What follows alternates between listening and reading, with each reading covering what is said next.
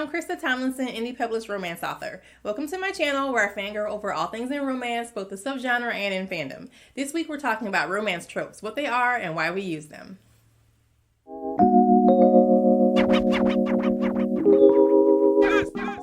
So, what are tropes? The short answer is that they're just common themes that can be used in basically all forms of media, whether it's literature or movies or TV shows or even video games. So basically everything has tropes that people can use in order to create their stories.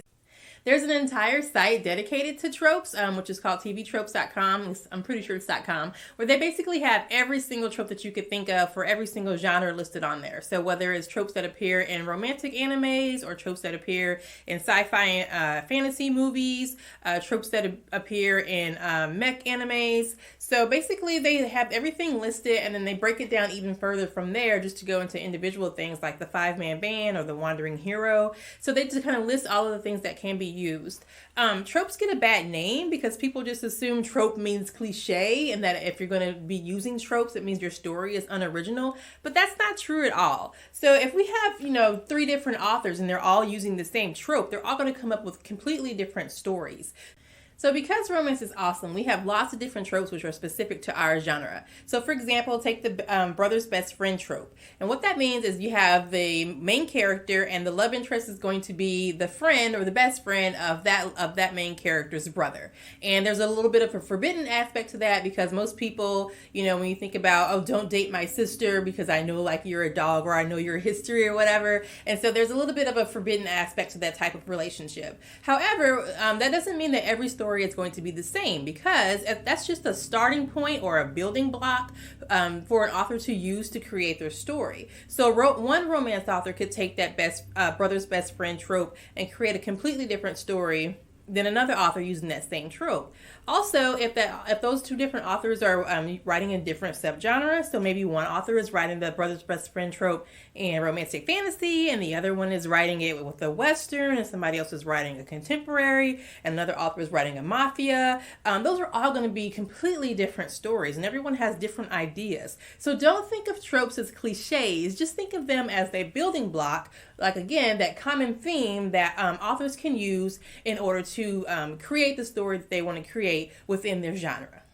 Romance readers like tropes. Actually, romance readers love tropes for several reasons. One, it helps them to know what it is that they're looking for when they're in a mood for a particular type story. So if they're in the bookstore and they're like, you know what, I think I want to read an enemies to lovers type story today. And they take a book and they look on that blurb on the back of the book and they're seeing, 2 hated enemies and they didn't get along and they were constantly bickering. If they see something like that in the blurb, then they're going to know, hey, this is an enemies to lovers story and this is what I want to read.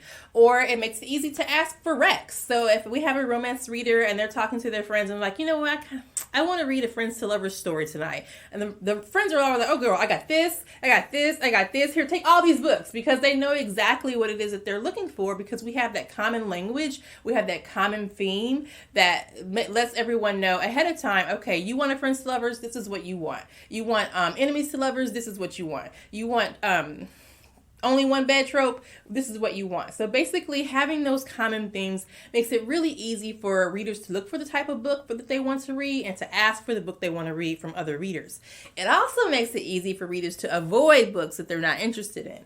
So if an author is marketing a book as a slow burn, which just basically means that it's going to take some time for the characters to either come together or to get hot and heavy, whether it's kissing or full-on sex in the bed or wherever they're having it at. If they're marketing a book as a slow burner and you're the type of reader who loves the stories where the characters are getting it on by chapter 5, then that story's not for you and you're not going to buy it. You're not going to borrow it from the library. You're not going to ask a friend to borrow it because you're not into slow burn. So those are things that help readers to know exactly what it is they want, what they're looking for, and what they can avoid.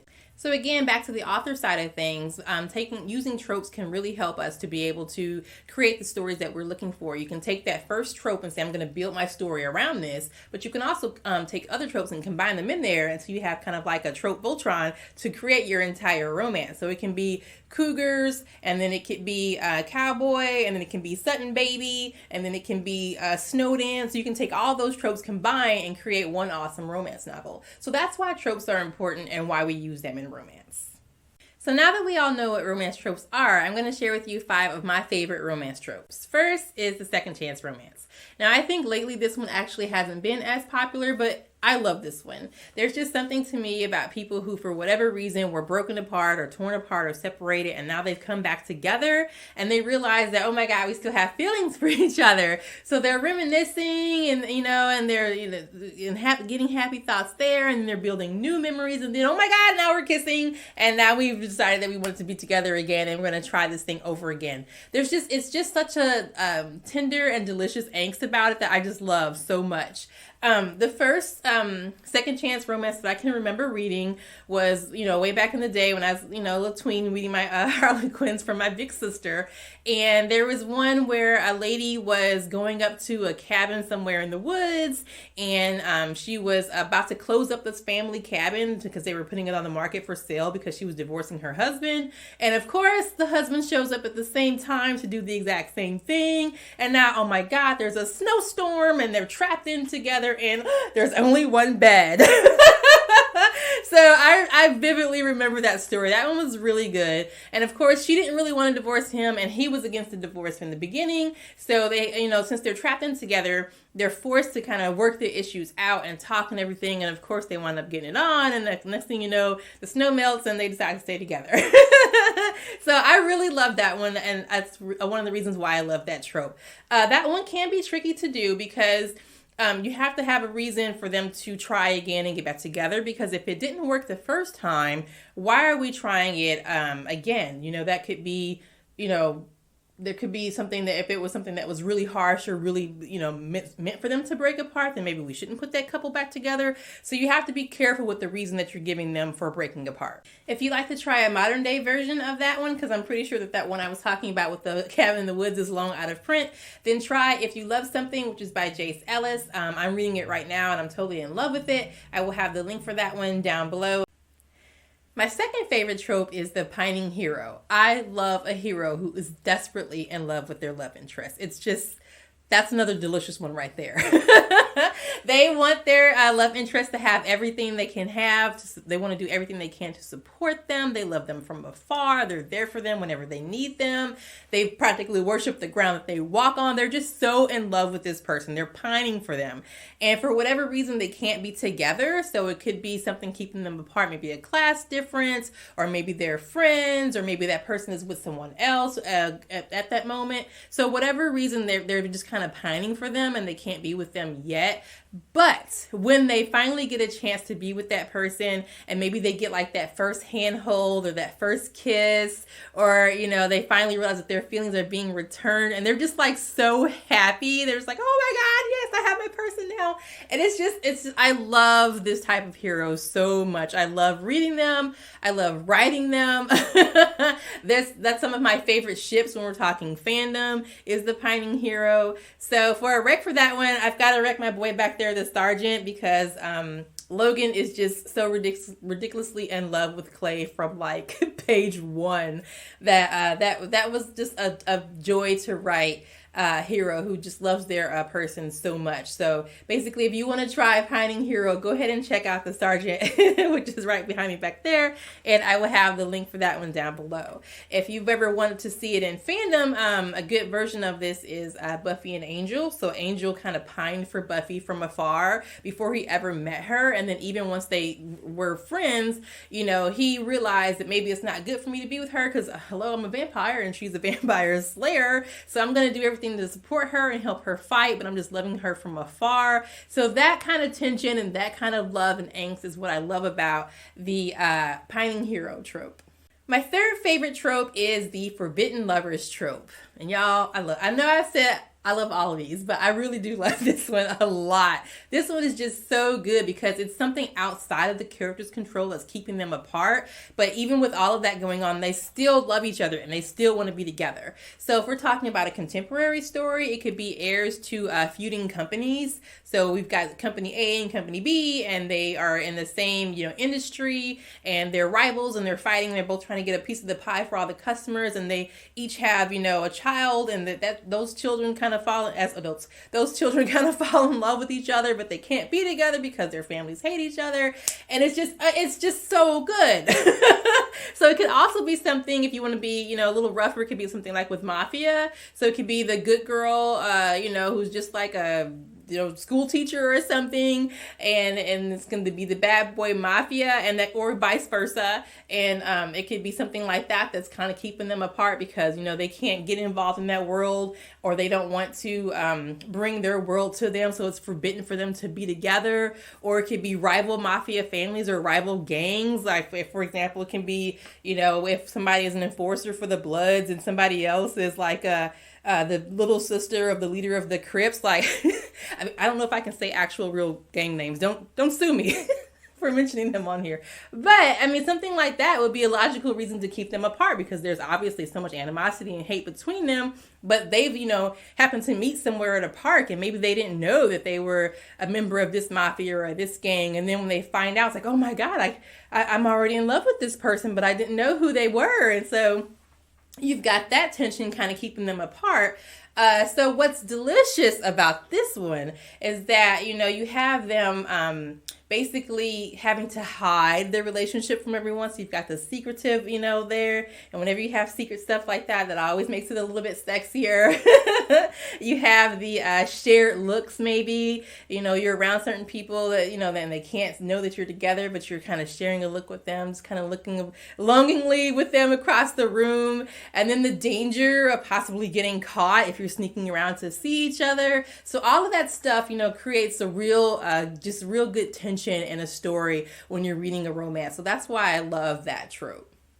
Favorite trope number 4 is Band of Brothers. This one just basically means a group of people. It does not have to be actual brothers or actual men. It just means a group of people who are together in a team, and it's normally going to be something that's going to really, really tightly bring them together. So maybe something that's very highly skilled, or it's going to be something dangerous, and that kind of builds that bond between them. So maybe think of like, athletes on a sports team, or Navy SEALs or something like that. Or my favorite, any kind of warriors, whenever there's like a group of warriors, that is like my catnip. I love that one. So basically you're going to have these people who are all together and they care about each other. They're fighting for each other. They're fighting together. They have like their inside jokes. They care for each other. So that I like that one because it gives you a little bit more than just the romance in the story. You can have other characters. That's something that I enjoy writing and I enjoy reading as well, because you can have the friendship with the other characters and stuff going on. And what's awesome, extra awesome about the Band of Brothers is that it's automatic sequel bait. So basically, whenever you have a Band of Brothers series, once you write character A story or character number 1 story, then you can pretty much, guess that, okay, this character over here who got a lot of page time and they just kind of happen to oh, my dogs are here. And they just kind of happen to make, eye contact with this, cutie over here. They're probably going to be book number 2 in this series. So basically, whenever you have Band of Brothers, that is definitely series bait. So whenever you have anything, again, like where it's going to be a sports team, or it's going to be, just a group of people working together, then that is something that's going to be, the Band of Brothers type trope. And again, that's one that I enjoy writing and I enjoy reading it as well. My 5th and final favorite romance trope is friends to lovers. That one pairs really well with Band of Brothers, so it's not a surprise that I like that one. Basically, it's exactly what it says on the tin. We were friends and now we're lovers. So it's not normally as easy as that. There has to be something, a reason why they only see each other as friends at first. But what's good about that one is that it kind of develops over time. It's not usually a wham bam, now we're together. It's normally that, we're really close and we're really good friends. And over time, maybe as we give each other hugs goodbye, they kind of, feel a little bit different than they used to feel. They're a little more tingly or something. And then also, I'm kind of noticing that whenever somebody kind of flirts with you, I'm getting a little bit jealous and like, not like hateful jealous, but like, who's this person that's over here talking to my friend? Like, and they don't kind of really realize it at first. But what's funny is that most people in these stories, all their friends kind of already see that this happening between them, and they're the only two that are completely oblivious about what's happening with their changing feelings. But they kind of start noticing that, hey, this person is the only one that I want to be around me when I'm sick or I'm in a bad mood or something's going wrong. This is the person that I call first whenever I need something. I've got a flat tire out on the interstate that I think to call them first. Or, I've got the flu and I'm in bed and I want this person only to bring me some chicken soup and some orange juice. I want them to sit with me while I'm sick. Or I've got some really good news I want to share. And, oh my God, they're not there.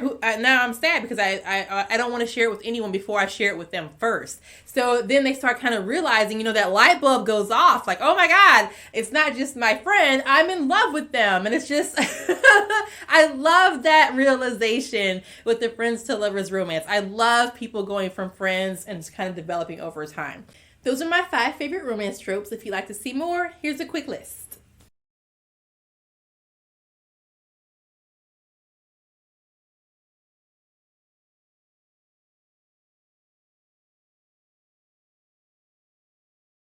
That's my take on romance tropes and a list of my 5 favorites. If you'd like to have a little bit of fun with romance tropes, you can check out my version of One Gotta Go, Romance Edition. It's available as a Twitter thread and as a slideshow on my website. The links for both will be below, and you can go ahead and check those out whenever you like to. Also, please let me know if we share any of the same tropes or what your favorite tropes are in the comments. If you want to see my fun and sexy mix of romance and fandom, please check out the RCD Guardians, which is my superhero romance series. Everything for the series, including buy links and reading order and fun extras like puzzles and character stats, is available on my website, ChristaTomlinson.com. The link for that will be below as well. If you want to chat with me about romance or see what fandom I'm currently obsessing over, you can follow me on Twitter at ChristaTRomance.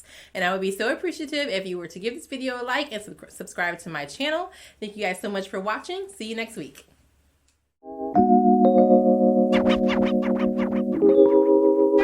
So now that we know what tropes are, I'm going to share with you 5 of my favorite. What? Nope, let's...